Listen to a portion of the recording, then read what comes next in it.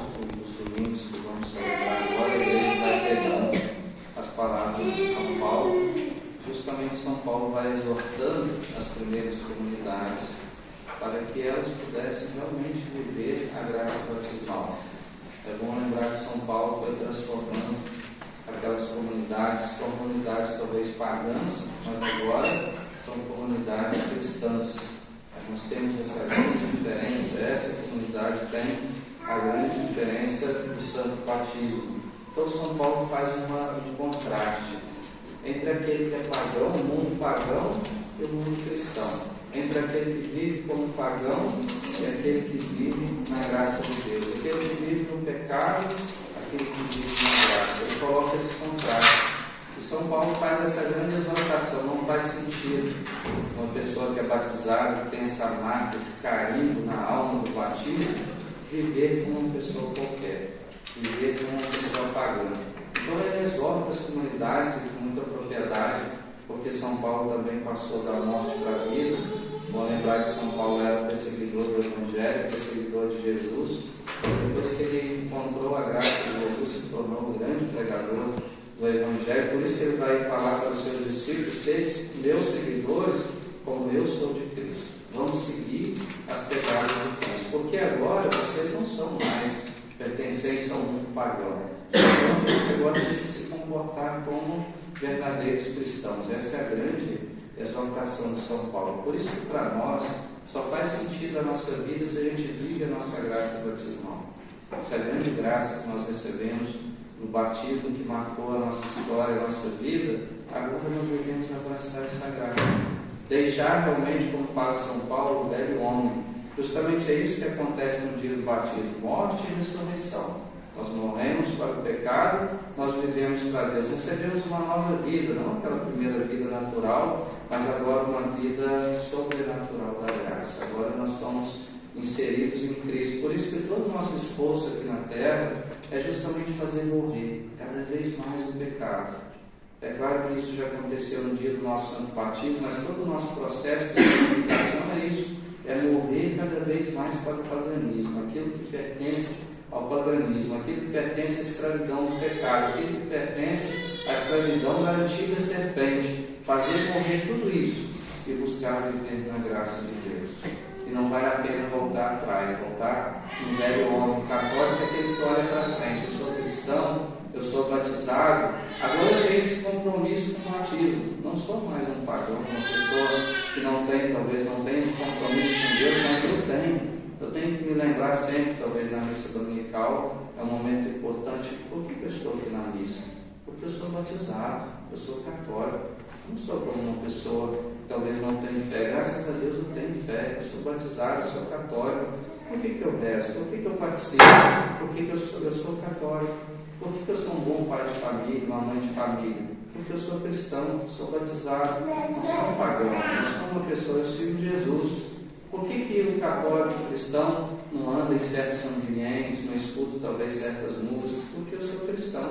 E qualquer pessoa poderia parar a gente na rua, conversando: por que você faz assim? Por que você se comporta desse jeito? Por que o seu modo de falar é assim? Porque eu sou cristão, eu sou católico, eu tenho essa marca, eu tenho esse compromisso com Deus. Isso depende da nossa salvação, claro, evidentemente. O batismo não é uma fórmula mágica de salvação, mas a gente precisa viver o nosso santo batismo, sem querer voltar atrás no velho homem, sem querer voltar no pecado, porque Deus reserva para nós muitas maravilhas, muitas graças. Se a gente tivesse uma noção completa da dignidade que nós temos de ser cristãos, de sermos batizados, de termos a igreja, em Jesus a gente pode encontrar tudo. Hoje no Evangelho, Jesus multiplica o pão. Claro, ele não reparte, ele multiplica, ele faz um milagre. E é próprio de Deus multiplicar, derramar. Jesus sente pena daquela multidão. E hoje é o mesmo modo esse pão aqui que Jesus multiplicou, claro, que é a figura da Eucaristia. Jesus estava preparando o povo para a instituição da Eucaristia, mas esse pão simboliza tudo aquilo que vem de Cristo, tudo aquilo que é bom na nossa vida. Por isso que o cristão, aquele que foi batizado, ele tem que fazer crescer, frutificar mais ainda, se abrir mais ainda para Jesus, porque ele quer derramar mais e mais graças na nossa vida. E nele a gente pode encontrar tudo. Se a gente quer o alimento, a gente tem a Eucaristia. Se a gente quer o perdão, nós temos em Jesus. Se a gente quer uma palavra de consolo, nós temos também o seu Evangelho. Se a gente quer uma segurança, nós temos a Igreja de Jesus para mostrar o caminho de salvação para nós. Então, nele nós temos tudo. É esse pão que Jesus multiplicou, esse pão de cada dia. E Ele quer multiplicar na nossa vida esse desejo de santidade, esse desejo de virtude. Ele quer derramar muitas graças em nossa vida. Nossa vida não pode parar só no batismo, né? Talvez aquela pessoa que volta atrás, padre, eu fui batizada, mas abandonei a fé, abandonei a igreja, me afastei. Não, a gente, pelo contrário, fui batizado, estou olhando para frente. Deus quer multiplicar cada vez mais na minha vida, na minha história, as suas graças, quer fazer crescer a santidade. O católico, o verdadeiro cristão, é aquele que não se contenta com migalhas. Deus reserva algo grande para a gente, que é a santidade, que é viver em estado de graça, que é honrar o nosso batismo, é viver bem a nossa missão, a nossa vocação. Então a gente não pode contentar com os pagãos, as pessoas do mundo. Estão comendo migalhas, estão participando de migalhas, estão sofrendo, talvez, tantos problemas hoje que a gente vê, justamente porque às vezes se contenta ali. Né? A gente faz sempre aquela comparação da galinha e da águia, né? A galinha é aquelas que se contenta com aquelas coisas da terra, né? Ela baixa a cabeça, está sempre ciscando, comendo aqueles bichinhos lá. A águia não é diferente. O que faz a águia? Ela voa alto, contempla tudo de cima para baixo, ela vai nas alturas. Então, essa é a nossa vocação, é as alturas. A gente não pode se rebaixar um nível de viver como um pagão, mas de viver afastado de Deus, talvez com as pessoas do mundo e abraçando tudo aquilo que é do mundo.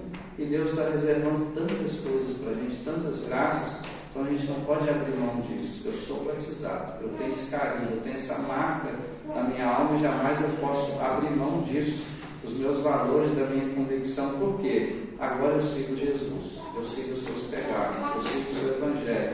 O norte para a minha vida é Cristo, é Ele que me sustenta, é Ele que é a minha força, o seu Evangelho que vai pautar toda a minha vida prática, a minha vida de cada dia. Portanto, nós temos essa grande diferença.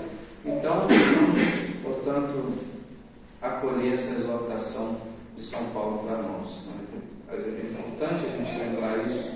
Claro que a gente sabe dessa marca que nós temos no batismo, nós somos cristãos, mas é sempre importante lembrar isso.